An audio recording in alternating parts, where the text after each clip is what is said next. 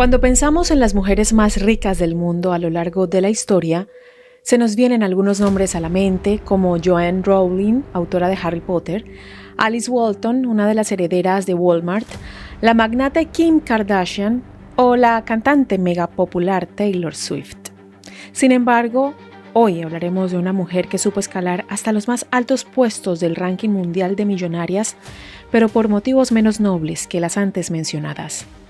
Se llamó Ana Griselda Blanco Restrepo y fue conocida también como la madrina de la cocaína, negocio con el que levantó un imperio de millones de dólares en el que trabajaban más de 1.500 delincuentes. Su rol central en el cártel de Medellín la acercó mucho a Pablo Escobar y le forjó una fama que hilvana negocios turbios, muertes, dinero en descomunales cantidades y la fama de viuda negra. De hecho, casi a la par de su prontuario en el mundo del narcotráfico, en torno a Griselda Blanco se construyó la sospecha de que había asesinado a muchos de sus esposos. Ella siempre lo negó, pero el alcance de los actos delictivos de esta mujer fuerte del narcotráfico nunca pudieron aquietar del todo esos rumores. Después de todo, ¿cuál era su límite? Bienvenidos a mi canal, mi nombre es Adriana Chilito, gracias por estar aquí. Si les gusta este tipo de contenido se pueden suscribir a mi canal, activar la campanita de notificaciones, de esta manera YouTube les avisará cuando suba un nuevo video. También me pueden seguir en mis diferentes redes sociales, me encuentran en Instagram, Facebook o en Twitter como @lachilito y en TikTok como @lachilito1. Comenzamos.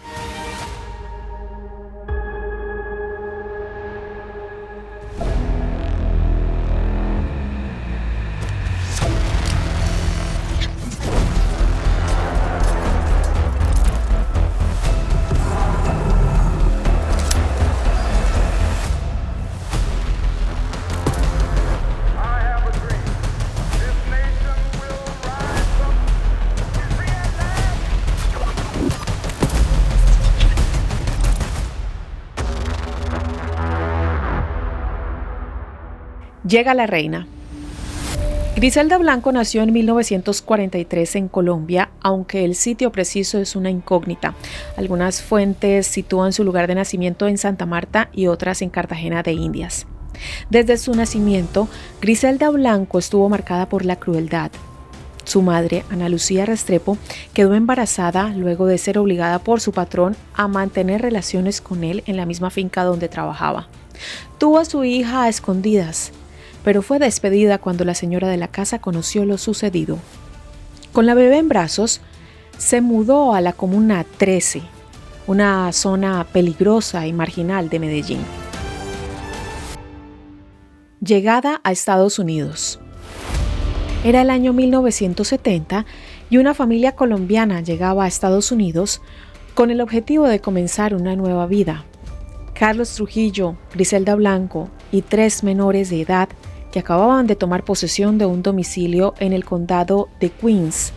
Es un distrito metropolitano, el más grande de los 5 que desde 1898 componen la ciudad de Nueva York. De hecho, a la mujer, que tenía 21 años en ese entonces, solían decirle como el nombre del sector que los recibía, la reina. La llegada del clan no era casual ni mucho menos inocente. El consumo de drogas, especialmente de heroína, venía creciendo a paso acelerado en las calles neoyorquinas y terminaría devastando la ciudad hacia la década de los 80.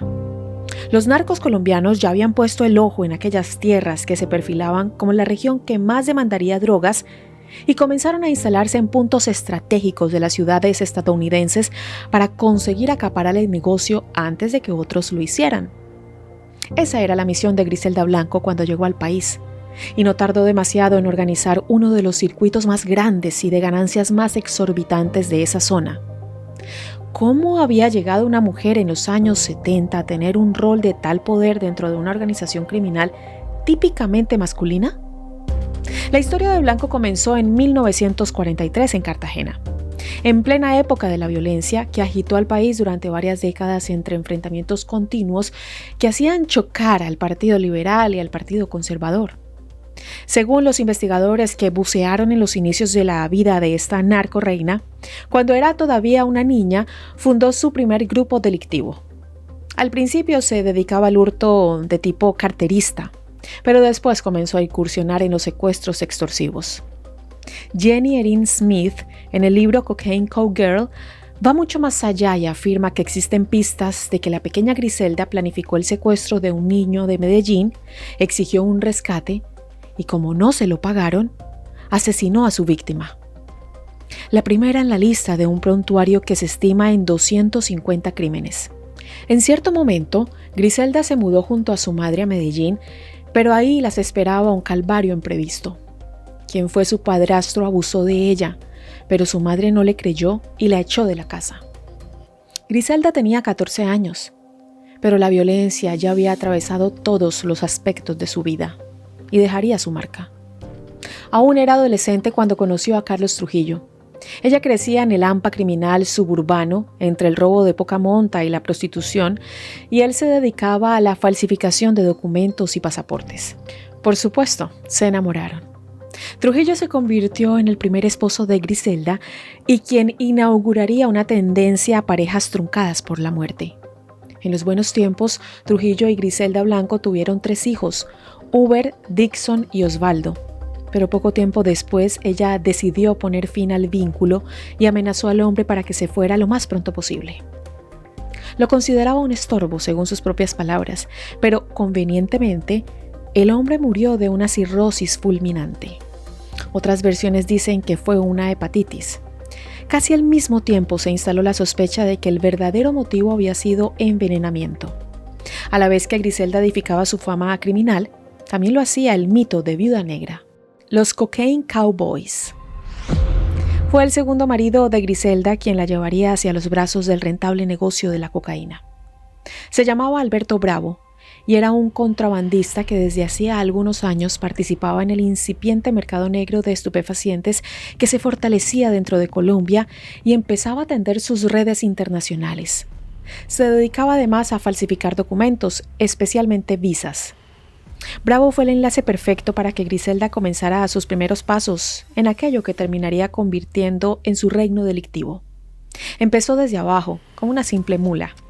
Rápidamente encontró la estrategia que le aseguraba la efectividad y empezó a manejar grupos enteros de contrabandistas, la mayoría mujeres.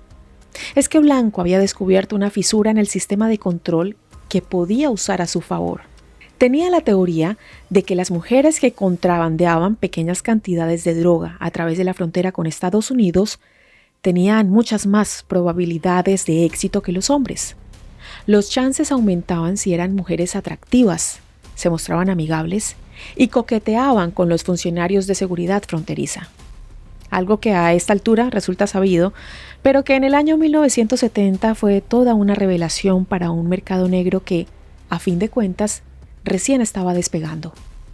Las mujeres de Griselda y ella misma empezaron a cruzar el límite con Venezuela, México y Estados Unidos cada vez con mayor frecuencia y efectividad, pasando por debajo de los radares del control, sin levantar sospechas ni dejar rastros. Se trataba de un contrabando hormiga que estaba a punto de convertirse en plaga. Blanco seguía pensando en nuevas estrategias para pasar las sustancias hacia los países que más la demandaban, y así se le ocurrió que un buen lugar para esconder la carga era en la ropa interior femenina. De esta manera llevó su idea a lo más alto. Con su esposo se trasladó a Estados Unidos, se radicó allí y abrieron una empresa de venta de lencería. Era una fachada para camuflar la droga. Según refiere un documento de la Organización de las Naciones Unidas, ONU, la colombiana ideó lencería con compartimentos secretos en los cuales podía ocultar la cocaína y traficarla por medio de estas prendas bajo la apariencia de un negocio legítimo de confección. Así se empezó a construir el imperio. Inventar estrategias, dispositivos y modus operandi era algo que desvelaba a Griselda. Se cree que fue ella la primera en utilizar el servicio de sicarios en moto.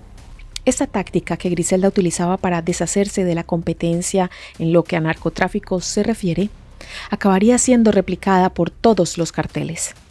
El objetivo de Blanco era acaparar el negocio de la época por el mayor tiempo posible. Por entonces se estima que ganaba $8 millones al mes. En sus años de mayor actividad, el grupo que comandaba Griselda introdujo droga en Estados Unidos por un valor de $10.000 millones al año. Naturalmente, los competidores le surgían a diario.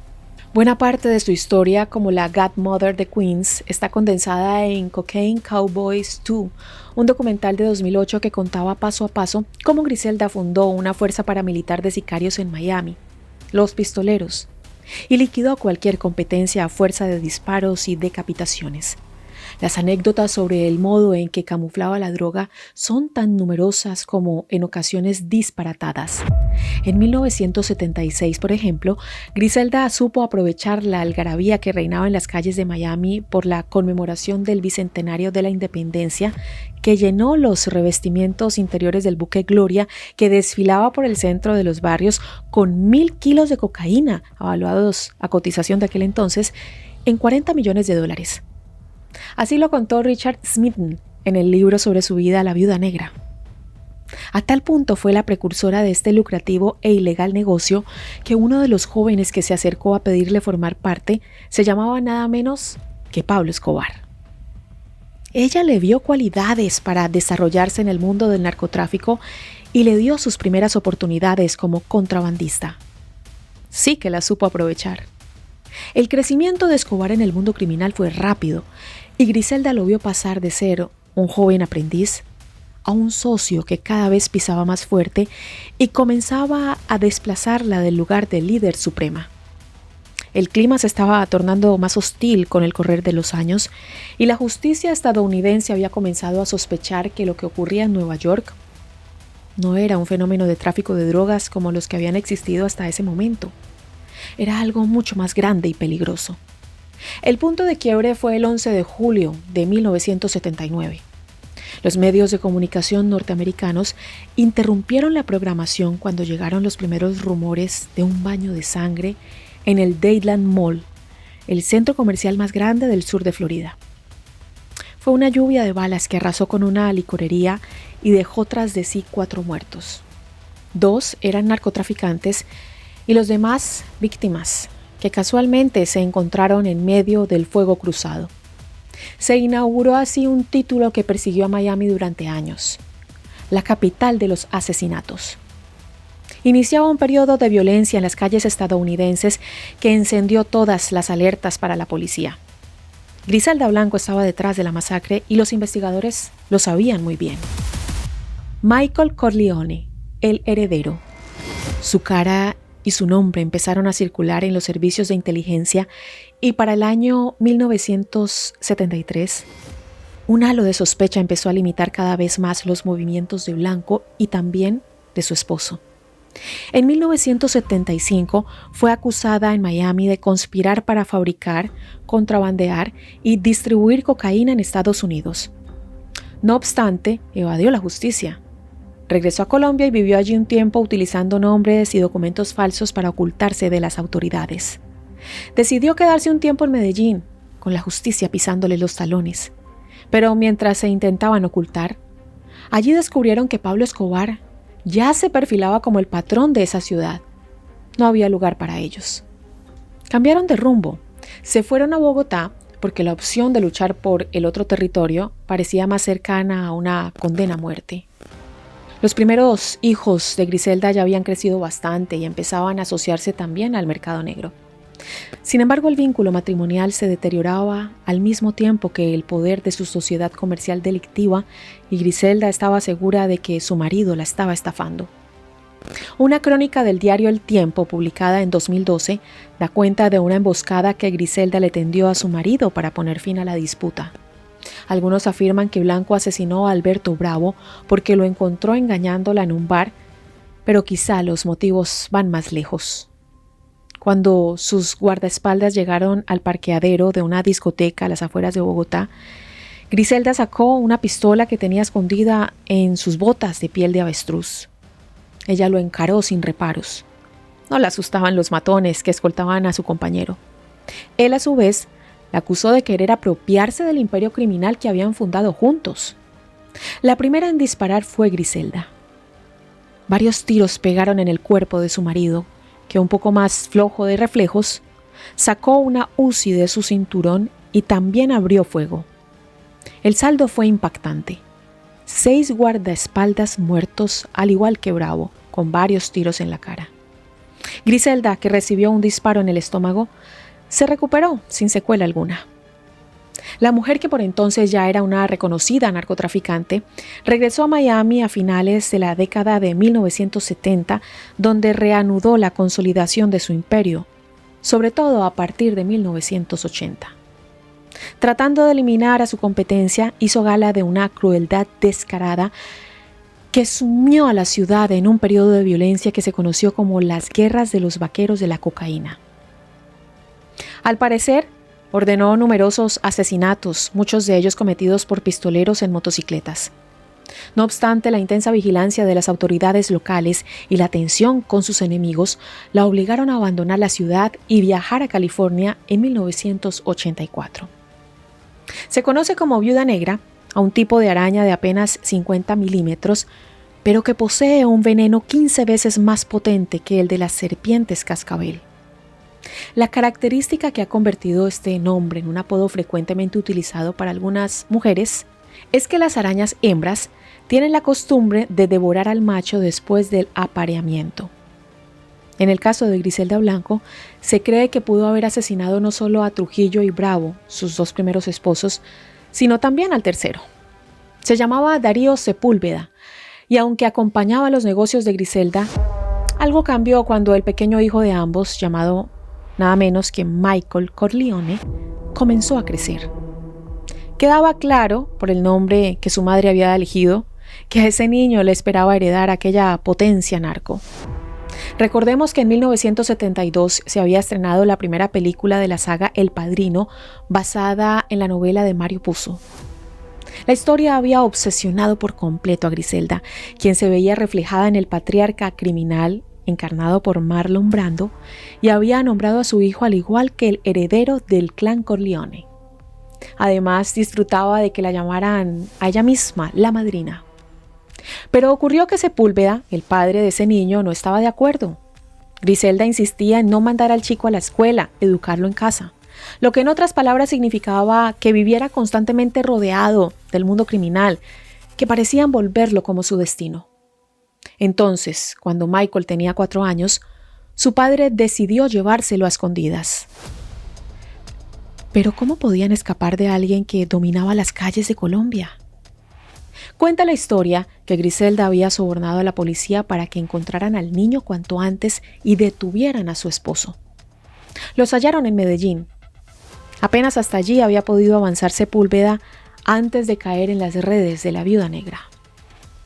Su destino también estaba marcado y cayó en plena calle, acribillado. Se cree que por ella misma o por un sicario de su confianza, mientras estaba siendo esposado por la policía. Una escena que bien podría haber sido filmada por Francis Ford Coppola para ponerle fin a otro episodio de esta trama de mafias al mejor estilo Corleone.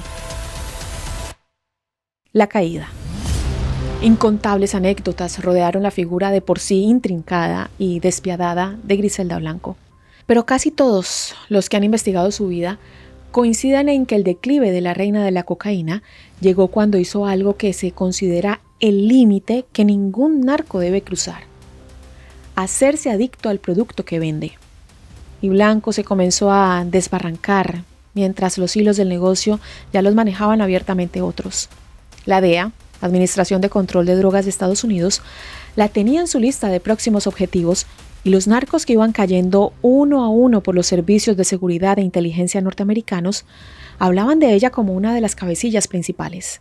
Seguramente Griselda lo presuponía, así que se instaló en su casa de California y casi esperó lo inevitable. La arrestaron el 10 de febrero de 1985 y fue llevada a Nueva York. Aunque su larga lista de crímenes relacionados con el narcotráfico parecía empujarla indefectiblemente a la pena capital, apenas fue condenada a 20 años de prisión por el asesinato de 2 narcotraficantes cubanos, Alfredo y Grisel Lorenzo, y del menor de 3 años, Johnny Castro, en hechos ocurridos en Miami en el año 1982. Fue, junto con los hermanos Ochoa y Carlos Leder, los únicos capos colombianos del cartel de Medellín en ser condenados y cumplir su condena. En este canal tenemos un video hablando acerca de los hermanos Ochoa. A lo largo de la condena, las autoridades trataron de añadir más cargos contra ella. No fue una pausa que la atormentara demasiado. A lo sumo un descanso. Desde la cárcel siguió manejando los hilos de lo que quedaba de sus redes de narcotráfico. Puso al mando, claro, a su hijo Michael Corleone y esperó pacientemente que se completaran las 2 décadas de reclusión. Como ocurre con muchos reclusos, Griselda también tuvo una relación sentimental con alguien de afuera, pero solo de afuera de la cárcel, porque lo cierto es que Charles Cosby era un joven delincuente que quería hacer carrera y se convirtió en una especie de representante de Griselda del otro lado de los barrotes.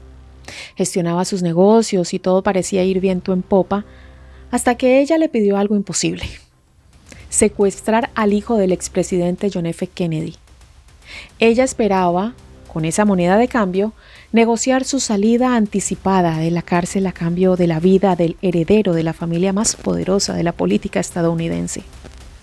Pero su novio supo que allí sí se estaba jugando la cabeza, y esta vez fue él quien se anticipó a los movimientos de ella.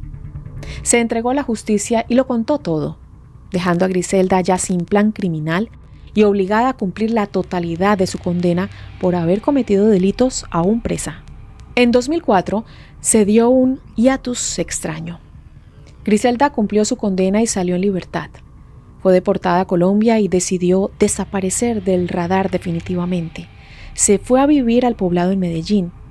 Estaba viva pero oculta. No quería afrontar otra condena, ahora con la justicia colombiana, y procuró que se la tragara la tierra. Pero había otras deudas pendientes de las que no pudo escapar.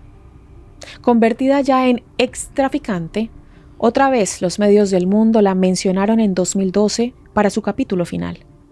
Parecía una tarde común la de ese lunes 3 de septiembre en una carnicería del barrio Belén en Medellín. Tal vez Griselda pasaría por una señora como cualquier otra, acompañada por su nuera embarazada, esperando para ser atendidas. Pero 2 hombres detuvieron una moto en la puerta del local y la asesinaron a sangre fría, como solía ser ella misma. Fueron 2 disparos en la cabeza y una huida a toda velocidad.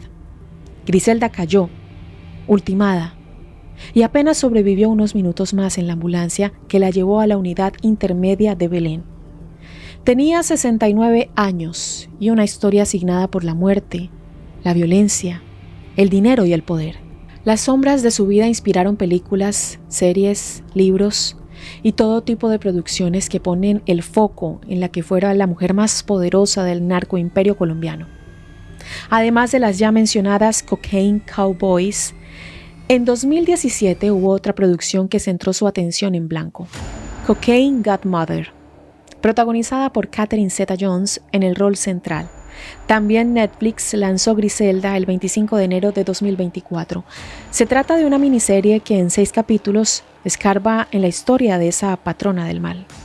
La actriz colombiana Sofía Vergara no solo es la protagonista, también coproductora de la serie, misma que ella generó desacuerdos con la familia de Ana Griselda Blanco Restrepo, específicamente con su hijo menor Michael, quien junto a su esposa Mari acudió a un tribunal del condado de Miami-Dade para presentar una demanda en contra de Netflix, alegando que la casa productora no contaba con la autorización de la familia para hacer uso de la imagen, semejanza o identidad de su madre.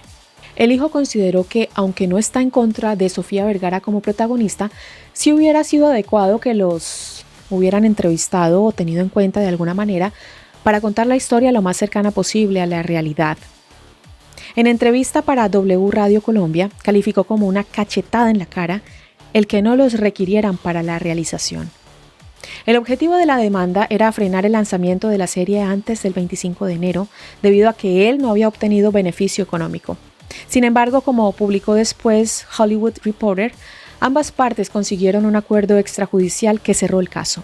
Se seguirá escribiendo y hablando de Griselda Blanco porque su historia de película, hasta el momento, parece tener la oportunidad de saltar a la luz popular en todo el mundo, como ya lo hicieron otras interpretaciones de Pablo Escobar, el mismo al que ella descubrió y terminó desplazándola del centro de la escena. Según refiere un artículo informativo publicado por la BBC, sus 3 hijos mayores fueron asesinados mientras ella cumplía su condena en prisión. Los 3 tuvieron una muerte violenta en asuntos relacionados con la droga. Dixon Trujillo, involucrado en el negocio del tráfico de drogas; Hubert Trujillo, asesinado por una banda criminal durante una transacción de drogas, y Osvaldo Trujillo, asesinado en un club nocturno en Medellín, Colombia.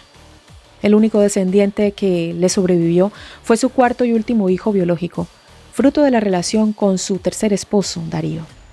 Aunque en su adolescencia también tuvo relación con el trapicheo de drogas, fue el único que tuvo una vida más o menos normal tras criarse con su abuela paterna.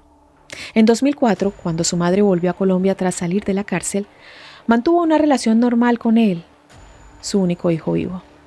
Michael Corleone Sepúlveda Blanco, aunque fue arrestado y vinculado al tráfico de cocaína, posteriormente eligió el camino de la comercialización legal de cannabis y la moda, ya que fundó Pure Blanco, una marca de ropa con la que mantiene vigente la memoria de su madre, ya que el rostro de la asesinada narcotraficante protagoniza la mayoría de los estampados en los diseños, en los que también se aprecian armas, lujosos autos y costosas cadenas. Jefa como Griselda, la reina del café y narco son algunas de las frases que complementan los productos y accesorios. También lanzó un libro titulado Mi madre la madrina el 25 de enero de 2024, en el que relata su versión de la historia. Cuenta con varios perfiles de Instagram activos en los que promueve sus marcas con los diferentes productos que ofrece en torno a la cultura narco, pues las prendas y accesorios hacen alusión a Griselda, las armas y la marihuana. De hecho, una de sus cuentas está dedicada al mundo canábico. Recibe algunas críticas por parte de cibernautas que ven en sus publicaciones una apología al delito, o en otras palabras, consideran que Michael no debería hablar del rol de su madre dentro del mundo delictivo con admiración e idolatría. Existen varias series de televisión relacionadas con la vida, historia e influencia de Griselda Blanco. Pablo Escobar, el patrón del mal, interpretada por Luces Velázquez para Caracol Televisión, se le cambió el nombre por el de Graciela Rojas. La Viuda Negra, interpretada por Ana Serradilla para Caracol Televisión. Cocaine Godmother, interpretada por Catherine Zeta-Jones para Lifetime y Lionsgate. Paraíso Blanco, interpretada por Lina Tejero para Caracol Televisión y ViX. Y Griselda, interpretada por Sofía Vergara para Netflix. También existe una película llamada Queen of Cocaine. Esta fue la historia de Griselda Blanco, o como se le conoce, la Viuda Negra, la jefa, la reina de la coca, la madrina, la patrona, la gran señora.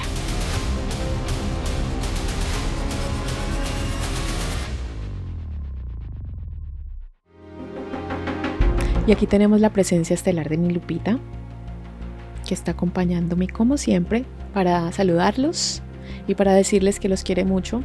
Gracias por llegar hasta el final. Si les gusta este tipo de contenido, se pueden suscribir a mi canal y activar la campanita de notificaciones. De esta manera YouTube les avisará cuando suba un nuevo video. También me pueden seguir en mis diferentes redes sociales. Me encuentran en Instagram, Facebook o en Twitter como @lachilito y en TikTok como @lachilito1. Les pedimos también, Lupita y yo, que nos dejen sus comentarios, sugerencias para futuros videos, que por favor compartan este video de Griselda Blanco, compártanlo con sus amigos, familiares, para que el algoritmo de YouTube nos recomiende más y podamos llegar a los 200,000 suscriptores. A ustedes gracias, los queremos mucho y nos vemos en una próxima. Bye bye. Chao.